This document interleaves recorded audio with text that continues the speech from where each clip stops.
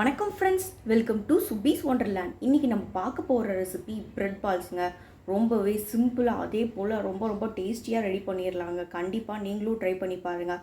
Outer layer ரொம்பவே கிறிஸ்பியாகவும் உள்ளே ரொம்ப சாஃப்ட் அண்ட் ஜூஸியாகவும் இருக்கும். கண்டிப்பாக நீங்களும் ட்ரை பண்ணி பார்த்துட்டு உங்கள் கருத்துக்களை கமெண்ட் பாக்ஸில் தெரிவிங்க ஃப்ரெண்ட்ஸ். இந்த தருணத்தில் சப்ஸ்கிரைபர் ஆகிய உங்களுக்கும் ஃப்யூச்சர் சப்ஸ்கிரைபர்களுக்கும் என்னுடைய நன்றி கலந்த வணக்கத்தை தெரிவித்துக்கொண்டு இப்போது ரொம்பவே டேஸ்டி அண்ட் யம்மியான பிரெட் பால்ஸ் எப்படி பண்ணலாங்கிறத பார்க்கலாம் வாங்க ஃப்ரெண்ட்ஸ்.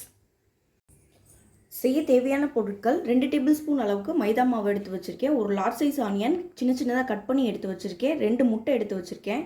ஒரு 6லேருந்து 7 பிரெட் பீசஸ் எடுத்து வச்சுருக்கேன். கொஞ்சம் கொத்தமல்லி, கொஞ்சம் கருவேப்பிலை சின்னதாக கட் பண்ணி எடுத்து வச்சு, ஒரு large size green chilli cut பண்ணி எடுத்து வச்சுருக்கேன். கரம் மசாலா 1 டேபிள் ஸ்பூன், மிளகாய் தூள் 1/2 டேபிள் ஸ்பூன், பெப்பர் தூள் 1/2 டேபிள் ஸ்பூன், மஞ்சள் தூள் 1/2 டேபிள் ஸ்பூன், தேவையான அளவு உப்பு. இப்போ நம்ம இந்த பிரெட் பீசஸ் உடைய எட்ஜஸ் எல்லாம் தனியாக கட் பண்ணிக்குவோம்.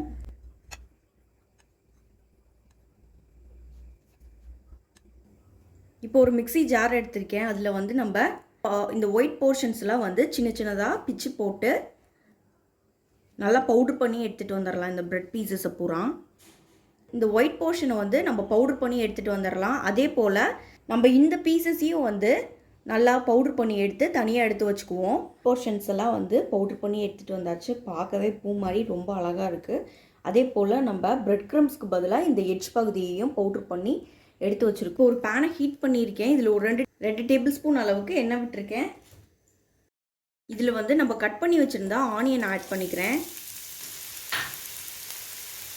ஆனியன் நல்லா வதங்கி வரட்டும்.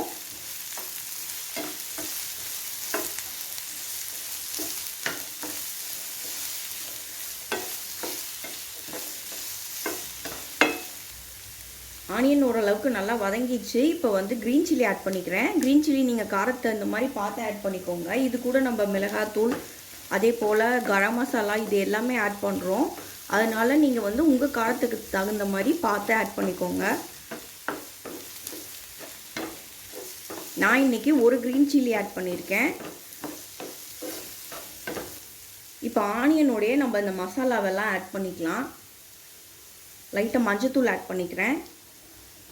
நீங்கள் விருப்பத்துக்கு தகுந்த மாதிரி மஞ்சத்தூள் ஆட் பண்ணிக்கோங்க. பெப்பர் தூள் ஆட் பண்ணியிருக்கேன். மிளகாய்த்தூள் அதே போல் கரம் மசாலா இல்லைனாலும் ஒன்றும் பிரச்சனை இல்லை. நம்ம இந்த சிக்கன் மசாலா மட்டன் மசாலா வேறு ஏதாவது இருந்ததுன்னா அது கரம் மசாலாவுக்கு பதிலாக நம்ம அதை ஆட் பண்ணிக்கலாம். இப்போ தேவையான அளவு உப்பு ஆட் பண்ணிக்கிறேன். இது எல்லாத்தையும் சேர்த்து நல்லா வதக்கிடலாம். இப்போ நான் உடச்சி வச்சுருந்த 2 முட்டையை இது கூட ஆட் பண்ணிக்கிறேன். இதையும் நல்லா மிக்ஸ் பண்ணிக்குவோம்.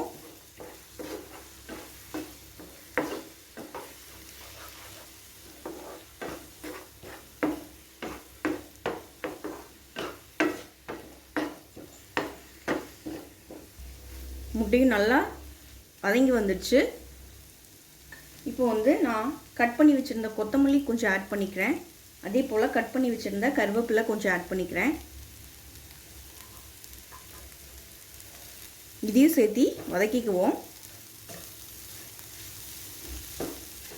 பாருங்கள் நல்லா சூப்பராக வதங்கி வந்துடுச்சு. அவ்வளோதான், நம்ம ஃப்ளேம் ஆஃப் பண்ணிக்கலாம். நம்ம வதக்கி வச்சுருந்த எக் மிக்சரை இந்த ஒயிட் போர்ஷன் ஆஃப் ப்ரெட்டில் ஆட் பண்ணிக்கிறோம்.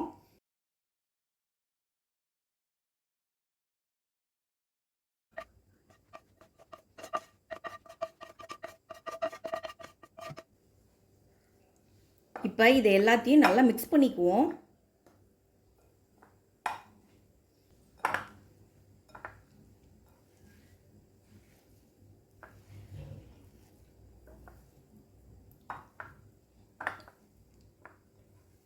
தண்ணி எதுவும் ஆட் பண்ண தேவையில்லை. நம்ம இப்படியே நல்லா மிக்ஸ் பண்ணிக்கிட்டோன்னா சப்பாத்தி மாவு பதத்துக்கு நம்ம இதை உருட்டி எடுத்துகிட்டு வந்துக்கலாம். பாருங்கள் நல்லா உருண்டையாக இந்த மாதிரி உருட்டி எடுத்தாச்சு. இதை தனியாக எடுத்து வச்சுக்குவோம். இப்போ மைதா மாவில் கொஞ்சமாக தண்ணி ஆட் பண்ணியிருக்கேன். இதை நம்ம ஒரு பேஸ்ட்டாக ப்ரிப்பேர் பண்ணி எடுத்துக்கலாம்.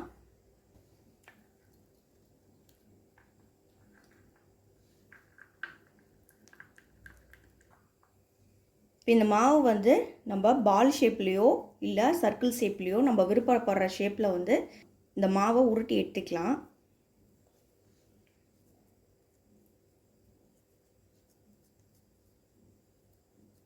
நான் ஒரு கட்லெட் ஷேப்புக்கு பண்ணி எடுத்துக்கிறேன்.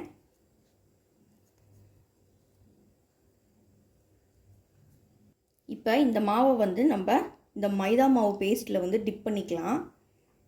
நம்ம இந்த பிரெட் க்ரம்ஸோடு நம்ம ஸ்டிக்காகி வரத்துக்காக தான் நம்ம இந்த பேஸ்ட்டில் வந்து டிப் பண்ணிக்கிறோம். அதுக்கப்புறமா இந்த பிரெட் க்ரம்ஸில் நம்ம கோட் பண்ணிக்கலாம்.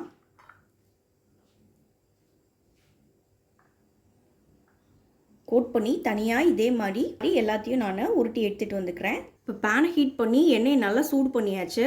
இப்போ நம்ம ரெடி பண்ணி வச்சுருந்த பிரெட் பால்ஸ் ஒவ்வொன்றா போட்டு ஃப்ரை பண்ணி எடுத்துக்குவோம்.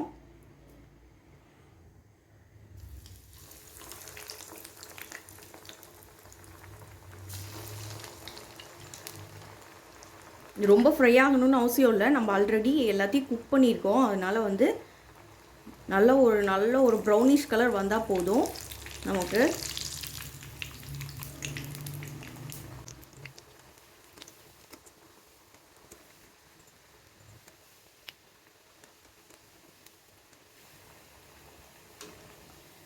பாருங்கள், ரொம்ப சூப்பராக ஃப்ரை ஆயிடுச்சு.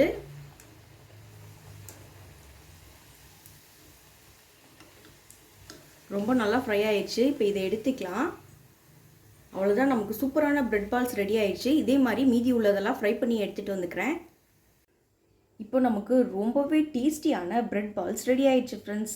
வெளியில் பார்த்தீங்கன்னா ரொம்ப கிறிஸ்பியாக, உள்ள அதே போல் ரொம்ப சாஃப்ட் அண்ட் ஜூஸியாக இருக்குது ஃப்ரெண்ட்ஸ். கண்டிப்பாக நீங்களும் இந்த ரெசிபியை ட்ரை பண்ணி பாருங்கள். இந்த ரெசிபி உங்களுக்கு பிடிச்சிச்சுன்னா எங்கள் சேனல் லைக் பண்ணுங்கள், ஷேர் பண்ணுங்கள், சப்ஸ்கிரைப் பண்ணுங்கள், உங்கள் கருத்துக்களை கமெண்ட் பண்ணுங்கள். மீண்டும் இன்னொரு நல்ல ரெசிபியோடு உங்களை மீட் பண்ணுறேன். அதுவரை உங்களிடமிருந்து விடைபெறுவது சுபீஸ் ஒண்டர்லேண்ட். தேங்க்யூ.